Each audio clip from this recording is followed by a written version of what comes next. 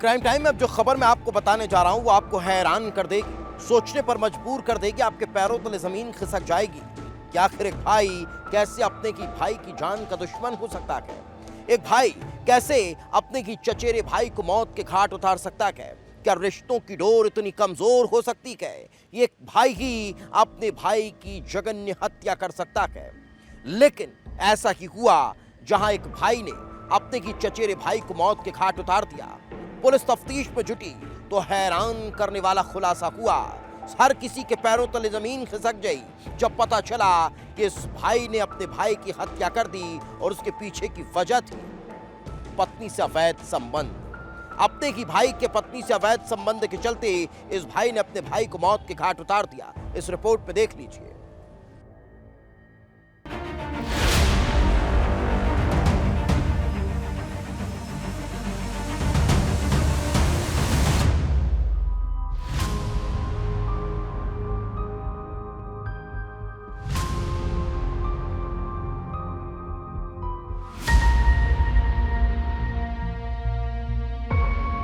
सागर के मालथौन थाना के नीम खेड़ा से एक दिल दहला देने वाली घटना सामने आई है, जहां पर 28 साल के शुभम दांगी की 6 लोगों ने मिलकर निर्मम हत्या कर दी। पहले तो आरोपियों ने शुभम पर खूब लाठी डंडे बरसाए, जिससे शुभम खून से लथपथ हो गया।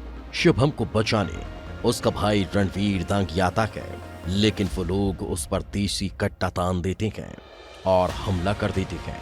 गोली लगने से रणवीर बुरी तरह से घायल हो जाता है और रणवीर के सामने ही उसके भाई की गोली मारकर हत्या कर देते हैं।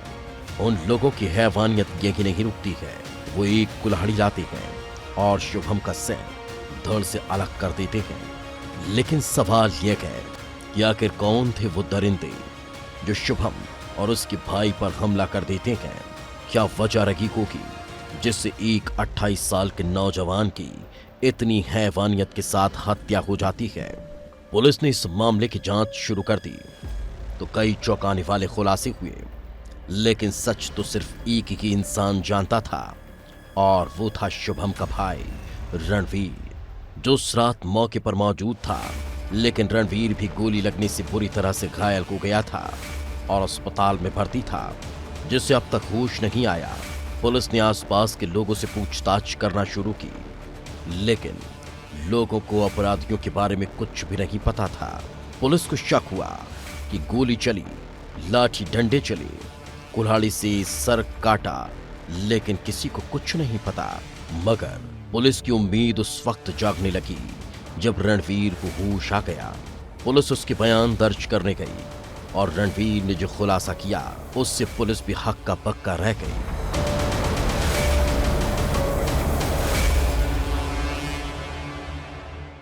कछु नहीं उन्हें कही पुरानी हो जाए जो कछु हो रुपया हो गया मार रही थी। कब की बात है? कल 9 बजे। कल की है। आपको का नाम? रणवीर।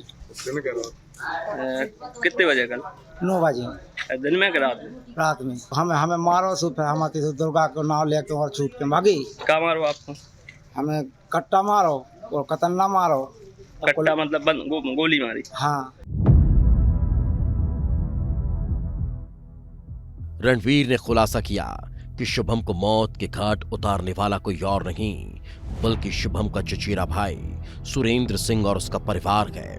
पर क्या वजह रही होगी जिसके चलते भाई ने ही भाई को मौत के घाट उतार दिया? क्या भाई भाई में कोई पारिवारिक विवाद या कोई जमीन विवाद तो नहीं जिससे इस घटना को अंजाम दिया गया हो? पुलिस ने तुरंत अपनी जांच का दायरा बढ़ाया और आरोपी सुरेंद्र की तलाश शुरू कर दी, लेकिन सुरेंद्र का कोई सुराग नहीं मिल पा रहा था। पुलिस को सूचना मिली कि सुरेंद्र सिंह जमुनिया गांव के पास से कहीं जा रहा है। पुलिस मौके पर पहुंची और घेराबंदी करके आरोपी को धर दबोचा। पुलिस पूछताछ में आरोपी ने बताया कि शुभम उसके बड़े पिता का लड़का था और उसका भाई शुभम का सुरेंद्र की पत्नी के साथ अवैध संबंध था। सुरेंद्र ने बताया कि शुभम उसकी पत्नी के साथ भाग गया था। थोड़े समय बाद पत्नी वापस आ गई, लेकिन गांव में उसकी बहुत बदनामी हुई और उसका परिवार काफी नाराज था, जिसके चलते उसने अपने 2 बेटों, परिवार की महिलाओं और अन्य एक व्यक्ति के साथ मिलकर शुभम पर 14 अक्टूबर को हमला कर दिया और उसकी हत्या कर दी गई।